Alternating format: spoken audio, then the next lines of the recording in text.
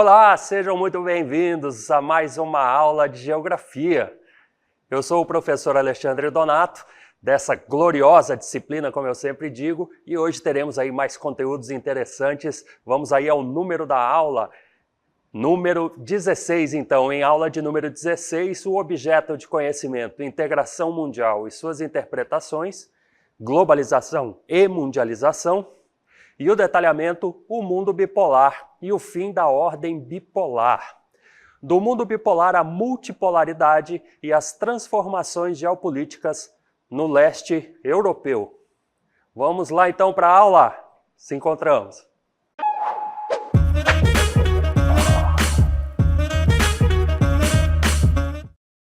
Ok, gente, então estamos aqui. Vamos começar olhando para esta imagem que aqui está. Nós estamos vendo o globo, estamos vendo uma parte do globo em azul, outra parte do globo em vermelho. Obviamente que você percebeu que esta é uma imagem ali, tendo ao centro mais ou menos o Polo Norte, né? Nós estamos falando aí do mundo bipolar, tá? É isso que essa imagem está representando. A Guerra Fria delineou uma ordem mundial conhecida como bipolar, justamente aqueles dois grupos diferentes ali que nós observamos no mapa, né, que observamos aqui no mapa. Na ordem bipolar, os antagonismos entre o mundo capitalista e o socialista tornaram-se muito mais intensos em razão do fortalecimento da União Soviética, tudo bem? Então você se recorda de como que foi esse problema todo que nós tivemos ali, quando o mundo se dividiu em dois grandes blocos, né? Duas supremacias ali, uma liderada pelos Estados Unidos, outra pela União das Repúblicas Socialistas Soviéticas. Vamos falar um pouco sobre os Estados Unidos, a parte dos Estados Unidos. Então, para os Estados Unidos da América, a ampliação da área de influência soviética representava uma ameaça à sobrevivência do mundo ocidental, que era capitalista. Então os norte-americanos viam o avanço da União Soviética como uma ameaça ao sistema que eles defendiam, que era o capitalismo, uma vez que os russos, eles defendiam o socialismo.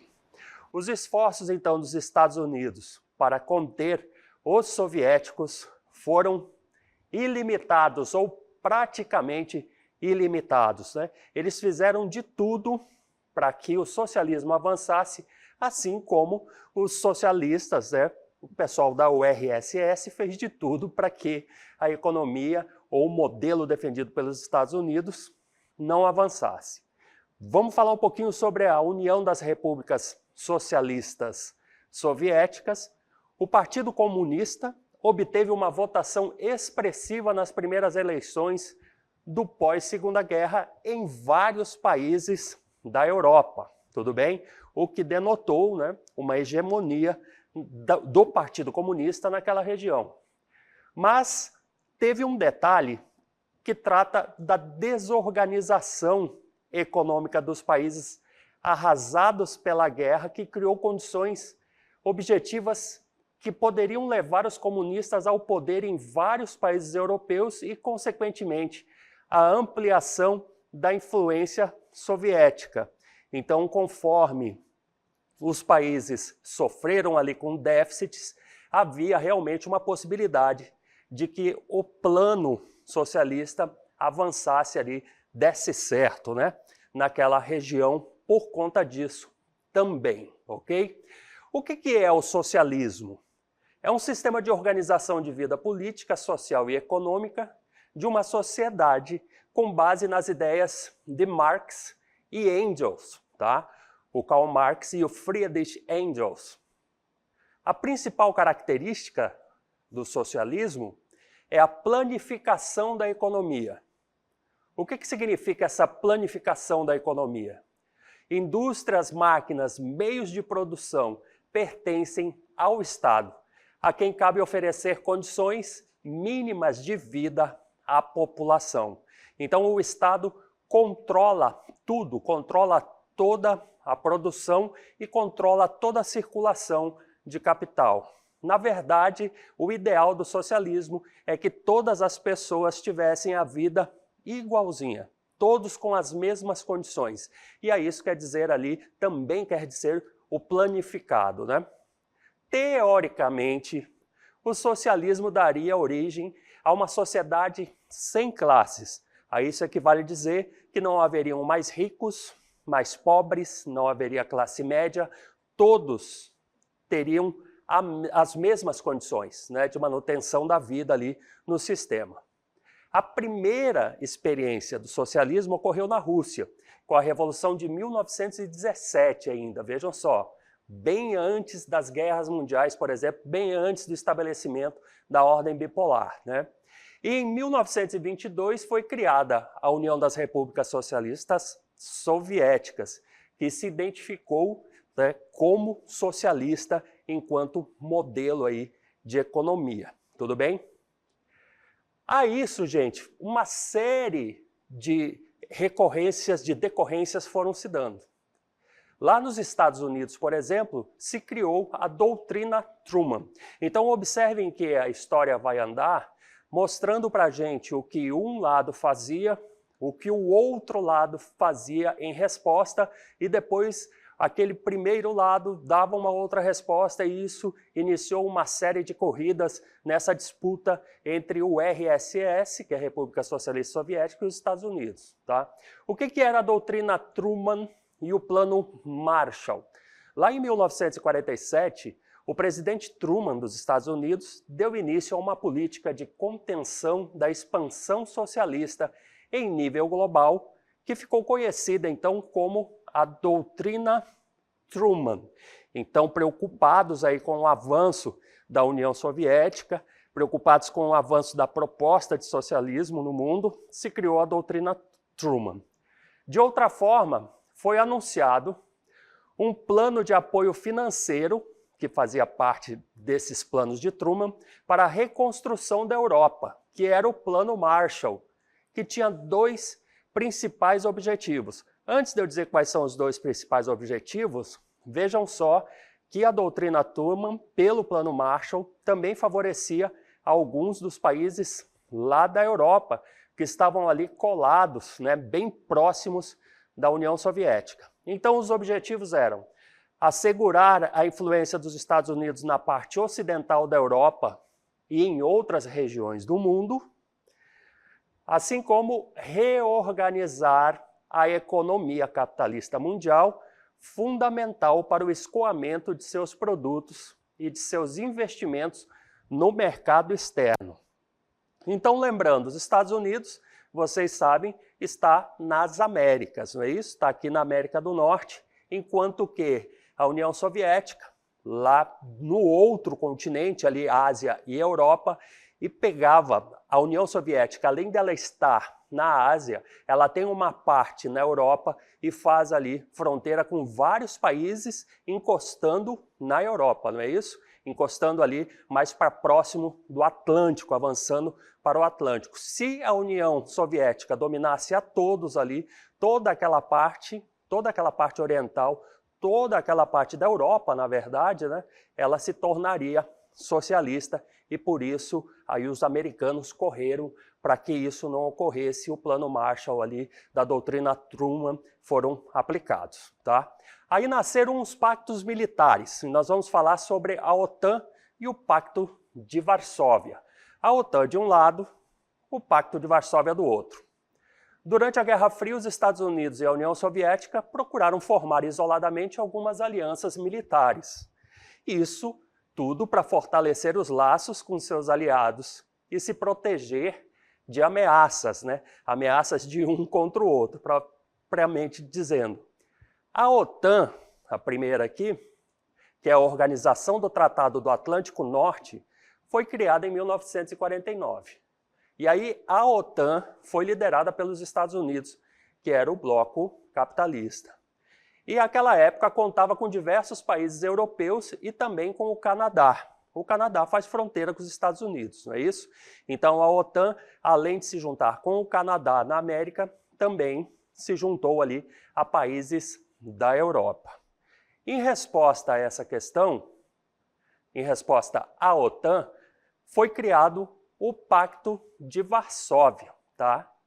O Pacto de Varsóvia foi assinado lá com o Tratado de Assistência Mútua da Europa Oriental, conhecido como o Pacto de Varsóvia. E aí o Pacto de Varsóvia liderado pela União Soviética. Então, daquela parte lá da Europa que sobrou, eu estou colocando entre aspas, que não estava na OTAN, esses países que não entraram para a OTAN e estavam ali pela Europa, eles foram, né, obviamente, chamados a integrar o Pacto de Varsóvia. Observemos a imagem aqui, estamos vendo uma pessoa que está manipulando ali alguns projetis de armamento, né? Parecem mísseis, bombas ali. Vamos falar um pouco desse cenário, da consequência da Guerra Fria. Então, com a Guerra Fria, os Estados Unidos e a União Soviética acabaram destinando parte de sua economia e investimentos para pesquisa e produção de armamentos. Eu diria que grande parte, tudo bem? Grande parte mesmo, que deu origem lá à corrida armamentista. A União Soviética foi bastante prejudicada, pois os gastos militares, principalmente com a produção de armas, impossibilitou o desenvolvimento tecnológico de outros setores produtivos ali que eram necessários, né? Tornando então a economia lá atrasada, limitada e incapaz de atender às necessidades básicas da população. Problema seríssimo. Esse atraso tecnológico que ocorreu lá na União Soviética se manifestava em vários países socialistas, principalmente nas atividades produtivas. E aí a economia socialista já começou a dar ali os seus primeiros sinais de que estava em queda, né? Os primeiros sinais de esgotamento, e era necessário que se fizesse algo. Então, começou a mudar o cenário, tudo bem? Vamos falar um pouco sobre a glasnost e a perestroika. Observem aquela observação que eu fiz anteriormente, vão fazendo aí um encadeamento da história e vocês vão entender direitinho. Então, em 1985, Mikhail Gorbachev, que era o dirigente da União Soviética, lá foi o dirigente até 1991, é esse senhor da foto, estabeleceu duas medidas para enfrentar a crise econômica e política que se arrastava em seu país desde a década de 1960. Essas duas medidas foram a glasnost, que dizia respeito a uma proposta de transparência política, e a perestroika, que seria a reestruturação econômica, né, de seu país. Então, a glasnost tinha como objetivo promover a democracia, enquanto que a perestroika tinha como objetivo a introdução de alguns mecanismos da economia de mercado e o fim do planejamento econômico do Estado. Em outras palavras, tinha ali como objetivo tornar capitalista a região, não é isso? Bom, e aí, com a perestroika, com a glasnost, o Mikhail Gorbachev também tentou se aproximar dos Estados Unidos. Então, houve ali uma tentativa de aproximação, né? Houveram várias conversas, inclusive, da aproximação da União Russa Socialista Soviética com os Estados Unidos, tá?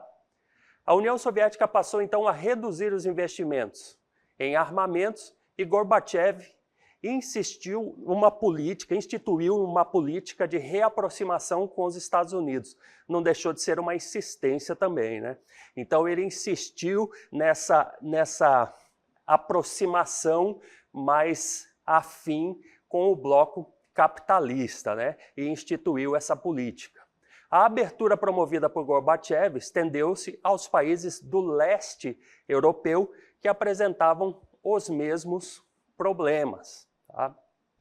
Até o fim da década de 1980, alguns desses países já haviam modificado suas orientações políticas e econômicas, democratizando suas instituições e adotando mecanismos de mercado típicos de países capitalistas. Ok? Então, ali até o fim desse período, nós já tínhamos vários países que estavam se tornando capitalistas, já estavam começando a dar os primeiros passos aí na abertura de mercado, não é isso? Houveram então mudanças na geopolítica do leste europeu. Com o enfraquecimento da União Soviética, ocorreram mudanças no mapa da Europa. Tá? Por exemplo, separação da Tchecoslováquia, hoje dividida em República Tcheca e Eslováquia, esfacelamento da Iugoslávia, dividida em Bósnia e Herzegovina, Croácia, Eslovênia, Kosovo, Macedônia do Norte, Montenegro e Sérvia, e ainda tiveram aí com isso outras consequências, né? Tivemos várias outras, digamos que, várias outras resoluções, várias outras consequências de tudo isso.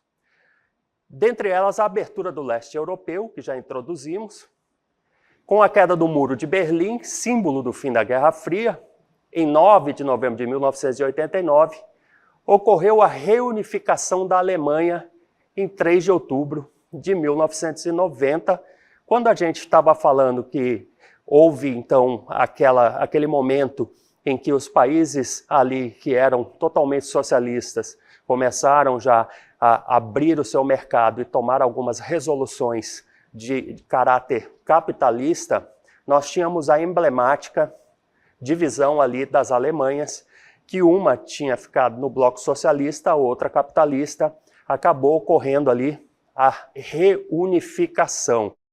Então, gente, é como observamos aqui nessa foto, né? A euforia das pessoas ali, a época da queda do Muro de Berlim, e aí nós vemos pessoas em cima do muro, pessoas ali que estão embaixo do muro de um ou de outro lado, a gente vê ali alguns cartazes com a palavra East, né, de leste, e West, de oeste, ou seja, são manifestações ali pedindo pela reunificação, pela queda daquele muro, para que as Alemanhas se juntassem novamente ali. Então esse, sem dúvida, foi um grande evento aí dessa história. Então as medidas político-econômicas do governo Gorbachev foram aceitas internacionalmente. Porém, internamente, nós não tivemos lá o mesmo efeito que tinha sido esperado por Gorbachev. Então a população passou a questionar, por conta dos problemas econômicos, tudo que estava ocorrendo ali naquele cenário, né? Todos aqueles problemas que ocorriam ali e que faziam com que as pessoas de determinado lugar se comparassem a outro e se vissem numa situação pior, numa situação aquém das possibilidades de pessoas, às vezes, ali até da sua mesma nacionalidade, né? E isso deixou as pessoas bastante atônitas, bastante insatisfeitas com a situação, por um lado. Em setembro de 1991, as 3 repúblicas soviéticas do Báltico, que eram Estônia, Letônia e Lituânia, foram reconhecidas como estados independentes, ok? Então, aí a gente tem... Em dezembro de 1991, os presidentes de algumas repúblicas soviéticas criaram a conhecida Comunidade dos Estados Independentes, tá? Conhecida como SEI, né? Por essa sigla SEI. Então, as medidas político-econômicas do governo do Gorbachev foram aceitas internacionalmente, mas internamente, como a gente havia dito, elas não foram aceitas. A população passou a questionar por conta dos problemas econômicos, então a população não se satisfez com essas mudanças. Em setembro de 1991, as 3 repúblicas soviéticas do Báltico, que é a Estônia, Letônia e Lituânia, foram reconhecidas como estados independentes. Em dezembro de 1991, os presidentes de algumas repúblicas soviéticas criaram a Comunidade dos Estados Independentes, né, como a gente já havia reforçado. Sobre o novo papel da OTAN e o fim do Pacto de Varsóvia, após a crise dos países socialistas do leste europeu, no fim da década de 1980, o Pacto de Varsóvia esvaziou-se e acabou sendo dissolvido lá em 1991. A OTAN constitui atualmente uma organização militar que oferece apoio e cooperação em matéria de segurança para a ONU, defesa contra o terrorismo e combate ao tráfico de drogas. Tá? Vamos à frente falar aí sobre o panorama atual. No contexto de mundialização do capitalismo, 3 potências econômicas se destacam na disputa econômica entre empresas multinacionais. São elas Estados Unidos, China e União Europeia, que é liderada pela Alemanha. E aqui é importante que a gente faça uma reflexão. Então, observem só, nós tínhamos um mundo pré-bipolar, nós tínhamos lá um período em que nós tínhamos uma mundialização, uma globalização diferenciada. E aí, digamos que tudo ocorria de forma normal no mundo, ok? Aconteceram, então, as grandes guerras mundiais. Primeiro a Primeira Grande Guerra Mundial, depois a Segunda Guerra Mundial. Aconteceram em períodos diferentes e envolveram, no total, no final da história, países diferentes. Na Segunda Guerra Mundial, nós tivemos ali o eixo contra os aliados, certo? Então nós tínhamos o eixo, que era considerado o eixo do mal, que era aquela parte nazista, inclusive, da história, e nós tínhamos aqui os aliados do que seriam os mocinhos, né, ligados aqui aos Estados Unidos. Mas eu deveria ter usado aqui outras 2 diferentes nações para representar. De um lado nós tínhamos os russos e depois do outro lado, depois do Atlântico, do outro lado, nós tínhamos os Estados Unidos. Esses 2 formaram os 2 grandes blocos que combateram. Imagine o seguinte, que para um bloco combater com o outro, eram diferentes ajuntamentos de países e uns lutaram contra os outros. Dizem os especialistas em logística que pela primeira vez no mundo nós tivemos esforços logísticos mundiais, inclusive que aprimoraram, depois disso, a circulação externa, o comércio externo dos países, né, com aquele tipo de conhecimento que eles adquiriram na marra lá na guerra. O que aconteceu foi que, depois que a guerra acabou, nós tivemos a separação, então, no mundo bipolar. 2 blocos com 2 situações econômicas que tinham se remodelado, digamos assim, após os imensos gastos que nós tivemos com a guerra, ok? Então, o que aconteceu? Estados Unidos ficou representando um bloco, a Rússia ou a União Soviética representando o outro.